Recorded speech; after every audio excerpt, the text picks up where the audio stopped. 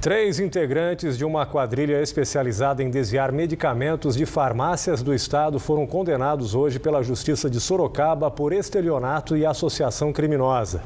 Eles agiam em 9 cidades paulistas, entre elas Taubaté. A investigação começou em janeiro, quando funcionários das farmácias perceberam que as receitas vinham sempre com as mesmas indicações, os laudos de exames tinham o mesmo número de registro da Anvisa, entre outras irregularidades. O alvo principal era o remédio indicado para crianças com problemas de crescimento, mas que a quadrilha estaria usando esse medicamento como anabolizante em academias. Nas 9 cidades onde a quadrilha atuava, incluindo aqui Taubaté, 83 pacientes estão sendo investigados. Segundo o Estado, o prejuízo aos cofres públicos é da ordem de R$2,1 milhões. Um pátio de veículos foi atingido por um incêndio hoje à tarde no bairro São José, em Cruzeiro. O local recebia carros apreendidos pela Polícia Civil. O fogo começou depois que uma queimada avançou para o estabelecimento. O responsável pelo pátio informou que dos 300 veículos, 19 foram atingidos. Segundo ele, todos são sucata. Os bombeiros, com o apoio de uma viatura do Serviço de Água e Esgoto da cidade, levaram 1h30 para controlar as chamas. Ninguém ficou ferido. Em menos de um mês vai terminar o inverno e os dias já têm sido quentes na região, com os termômetros na casa dos 30 graus. Sobre este assunto, a repórter Maiara Gouveia tem mais informações ao vivo de São José dos Campos. Boa noite, Maiara. Boa noite, Márcio, Jean, olá a todos que nos acompanham. É isso mesmo, aqui na região as cidades registraram temperaturas acima dos 30 graus. Os termômetros hoje em São José dos Campos, Jacareí e Taubaté atingiram 32 graus, em Guaratinguetá 31 graus. E existe também um problema recorrente nessa época do ano, final de inverno, que é a baixa umidade do ar. E isso se agrava mais ainda com essas altas temperaturas como as que a gente viu e percebeu na pele hoje. Isso porque a quantidade de vapor de água na atmosfera diminui.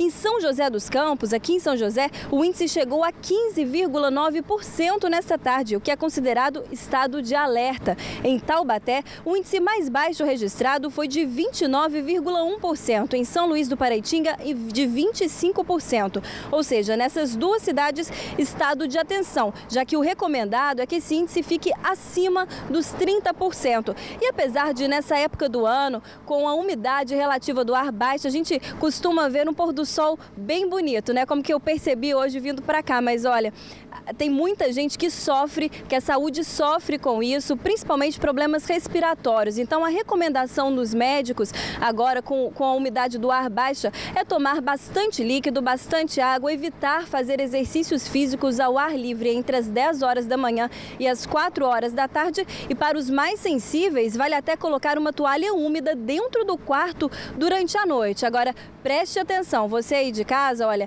a situação pode mudar, a temperatura pode mudar já amanhã. Confira só na nossa previsão do tempo.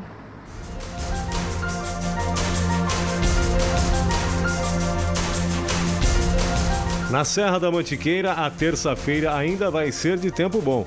O frio também continua, só que com menos intensidade. Em Campos do Jordão e Monteiro Lobato, mínima de 8 e máxima de 24 graus.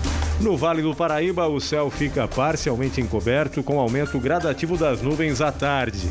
Mas as temperaturas entram em elevação. Em Paraibuna e Aparecida, a máxima chega a 30 graus. Em Queluz, faz 31 graus.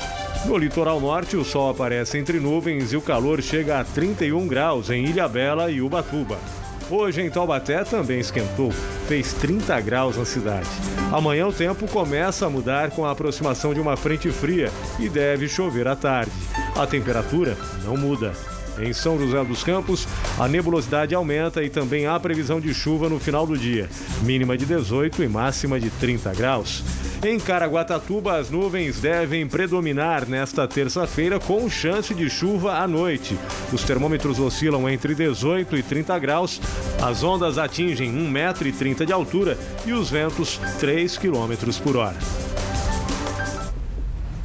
Pois é, a segunda-feira começou com formação de nevoeiros. No litoral, a neblina foi tão forte que paralisou a balsa entre São Sebastião e Ilhabela. O serviço ficou interrompido por cerca de 1 hora. À tarde, a travessia parou novamente devido aos ventos fortes e à falta de visibilidade. Foram pelo menos 4 interrupções ao longo do dia. O serviço foi retomado às 5h30 da tarde. Neste momento, 5 operações operam.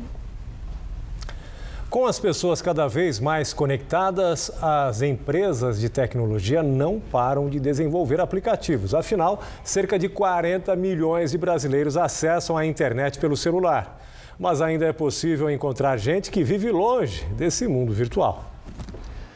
O pessoal da geração do Beto gosta mesmo de papel e caneta. Cresceu brincando na rua em uma época onde celular com internet era item do futuro. O tempo passou e esse comerciante de Taubaté continua desconectado. Escolheu viver sem essa companhia tecnológica. A minha opção de viver sem o celular é deixar uma vida mais serena, mais plena, hein? Entre eu, minha esposa, meus filhos. Eu não sinto a necessidade de ter o celular pessoalmente ligado comigo 24 horas. Não é que eu sou alienado desse mundo virtual. Tanto que eu faço pesquisa na internet sobre assuntos variados, mas eu não tenho a necessidade de ter o celular comigo 24 horas. Olha, mas tem sido raridade achar pessoas como o Beto, viu? Mais de 80% da população brasileira usa o celular. E a gente gasta, em média, por dia, 2 horas e 40 minutos olhando para a tela do aparelho. E o que faz a gente ficar tanto tempo assim, quase que dependente do celular, são os aplicativos. Nas mesas, sobremesa tem sabor digital e a conversa depois do almoço mudou. E todo mundo vai mesmo para o celular. O Brasil é campeão no uso do aparelho.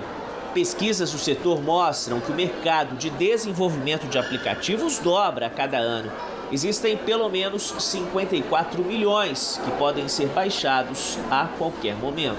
Eu, minha esposa, sogra, trabalho, entendeu? Então tudo envolve em aplicativos. Inclusive, eu estou sem carro no momento, né? E através de um aplicativo de ônibus, né? Ele dá o ponto exato para mim, aí eu falo, eu tenho que mudar de ponto, eu já vou para outro. Aí eu não termino perdendo o ônibus e chegando na hora certa, né? Na palma da mão, o Carlos descobriu um novo negócio. Ele tem uma empresa de desenvolvimento de tecnologias desde 2008. No ano passado, o empresário resolveu investir na elaboração de aplicativos. Tem material que divulga as ofertas do supermercado.